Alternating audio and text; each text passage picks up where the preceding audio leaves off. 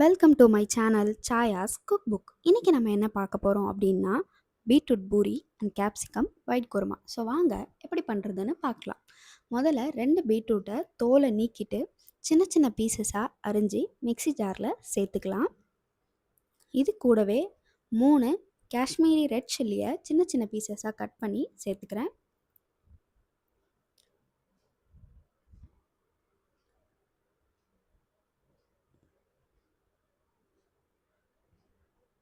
ஒரு table spoon salt, 2 table spoon ஜீரகம் இதையும் இது கூடவே ஆட் பண்ணிக்கலாம்.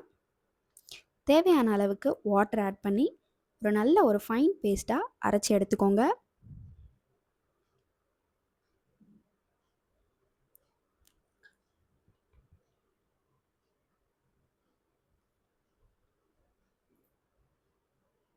இப்போ இந்த அரைச்சி எடுத்த பேஸ்ட்டை ஒரு பெரிய பாத்திரத்துக்கு ட்ரான்ஸ்ஃபர் பண்ணிடலாம்.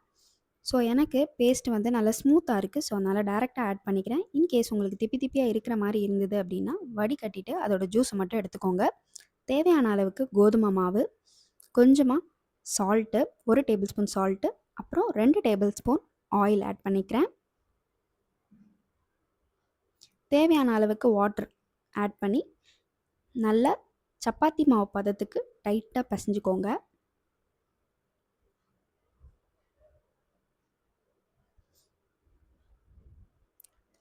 ஸோ இந்த மாவே பார்த்தீங்க அப்படின்னா அவ்வளோ சாட்டிஸ்ஃபையிங்காக இருக்கும் அதோட கலரு. குழந்தைங்க எப்போதுமே ஒரு ஃபுட்டு சாப்பிட்றதுக்கு முன்னாடி அதோட கலர் தான் அவங்க பார்ப்பாங்க. அந்த கலர் அட்ராக்டிவாக இருந்தது அப்படின்னா மட்டும்தான் அவங்க சாப்பிடவே செய்வாங்க. ஸோ இந்த மாதிரி கொஞ்சம் டிஃப்ரெண்ட்டாக நீங்கள் ரெசிபீஸ் ட்ரை பண்ணணும் அப்படின்னா நம்ம சேனலை சப்ஸ்கிரைப் பண்ணிக்கோங்க. டிஃப்ரெண்ட் அண்ட் ஹெல்தியான ஃபுட்ஸை நம்ம தொடர்ந்து ட்ரை பண்ணலாம். ஓகே, ஸோ இதை நல்லா பிசைஞ்சு ஒரு 10 மினிட்ஸ்க்கு லிட் போட்டு மூடி வச்சுருங்க. மீன்வாயில் நம்ம குருமா ரெடி பண்ணிடலாம். ஸோ குருமாக்கு தேவையான வெஜிடபிள்ஸ் கட் பண்ணி எடுத்திருக்கேன். ஒரு பெரிய வெங்காயம், 2 கேப்சிகம், 1 தக்காளி, தேங்காய், அரை மூடி தேங்காவை சின்ன சின்ன பீசஸாக கட் பண்ணி எடுத்திருக்கேன். அதுக்கப்புறம் இஞ்சி பூண்டு பேஸ்ட்டுக்கான மெட்டீரியல்ஸும் எடுத்து வச்சுருக்கேன். ஸோ முதல்ல கருவேப்பிலை, இஞ்சி, பூண்டு, பச்சை மிளகா இது எல்லாத்தையும் ஒரு மிக்ஸி ஜாரில் சேர்த்துக்கலாம். நான் சின்ன வெங்காயமும் ஆட் பண்ணியிருக்கேன். உங்களுக்கு வேணுன்னா ஆட் பண்ணிக்கலாம், இல்லைனா அந்த சின்ன வெங்காயம் மட்டும் நீங்கள் ஸ்கிப் பண்ணிடலாம். இது எல்லாத்தையும் மிக்ஸி ஜாரில் சேர்த்து ஒரு நல்ல ஒரு ஃபைன் பேஸ்ட்டாக அரைச்சி எடுத்துக்கோங்க. மீன்வாயில் நான் ஸ்டவ் ஆன் பண்ணி பேனில் ஆயில் ஊற்றாமல் வெங்காயம், அந்த பச்சை மிளகா இதை ஆட் பண்ணி 1 டேபிள் ஸ்பூன் சால்ட் மட்டும் ஆட் பண்ணி வதக்கிக்கிறேன். இது 0 ஆயில் குருமா. இதை ட்ரை பண்ணி பார்த்துட்டு எப்படி இருக்குன்னு கீழே கமெண்ட் பண்ணுங்கள். சால்ட் எதுக்கு நம்ம இப்போ ஆட் பண்ணோம் அப்படின்னா வெங்காயம் சீக்கிரமாக வதங்கி வரணும் அப்படிங்கிறதுக்காக. வெங்காயம் நல்லா வதங்கி வந்ததுக்கப்புறம் நம்ம அரைச்சி வச்ச பேஸ்ட்டையும் இது கூடவே ஆட் பண்ணிக்கலாம்.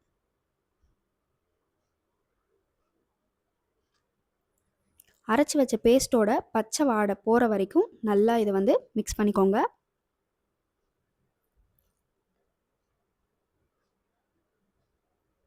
ஸோ அதோட பச்சை வாடை போனதுக்கப்புறம் ஒரு தக்காளியை நம்ம சின்ன சின்ன பீசஸ் அரைஞ்சி அதையும் ஆட் பண்ணிக்கலாம். தக்காளியும் நல்லா வதங்கி வந்ததுக்கப்புறம் 1 table spoon garam masala add பண்ணிக்கிறேன். இது ஹோம்மேட் கரம் மசாலா. இதோட ரெசிபி வேணுன்னா கீழே கமெண்ட் பண்ணுங்கள். ஸோ இதையும் நல்லா வதக்கிட்டு 2 கேப்சிகம்மை சின்ன சின்னதாக அரிஞ்சு எடுத்துருக்கோம், அதையும் இது கூடவே ஆட் பண்ணிக்கலாம். இதையும் நல்லா மிக்ஸ் பண்ணிவிட்டு தேவையான அளவு வாட்டர் ஆட் பண்ணிக்கோங்க இந்த காய்கறி எல்லாம் வேகிறதுக்கு.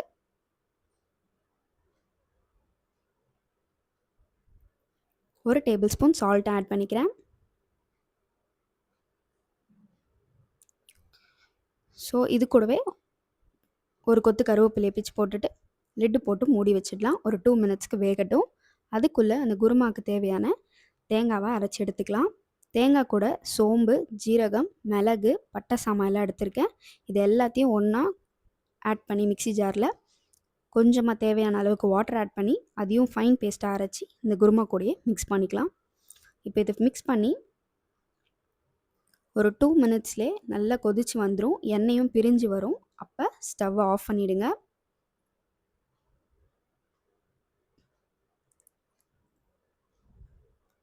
இப்போ நம்ம பிசைஞ்சு வச்ச மாவும் ரெடியாக இருக்கும். ஸோ அதை சின்ன சின்ன பால்ஸாக உருட்டி எடுத்துக்கலாம்.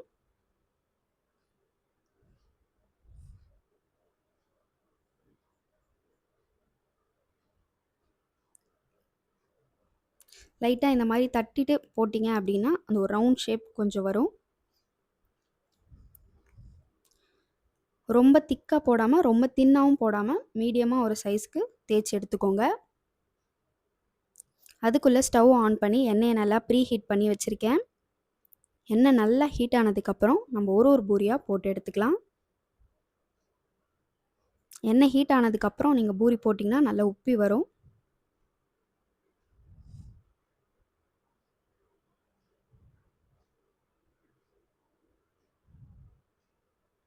இந்த மாரி கொஞ்சம் எண்ணெய மொண்டு மொண்டு அது மேல ஊத்துனீங்க அப்படின்னாலும் நல்லா ப்ளஃபியா வரும். ஸோ குழந்தைங்களுக்கு தேவையான நியூட்ரிஷனும் இதில இருக்கு. அதேபோல அவங்களுக்கு பூரினா ரொம்ப பிடிக்கும். ஸோ நம்ம பூரியும் குடுத்துட்டோம். அவங்களுக்கு தேவையான நியூட்ரிஷனும் குடுத்துட்டோம். ஸோ இந்த மாரியான ஹெல்தியான ரெசிபீஸ் நம்ம சேனல்ல நெறைய வரப்போது அடுத்தடுத்து. ஸோ அதுக்கு மறக்காம நம்ம சேனல சப்ஸ்கிரைப் பண்ணிக்கோங்க. லைக் பண்ணுங்க, ஷேர் பண்ணுங்க அண்ட் கமெண்ட் பண்ணுங்க.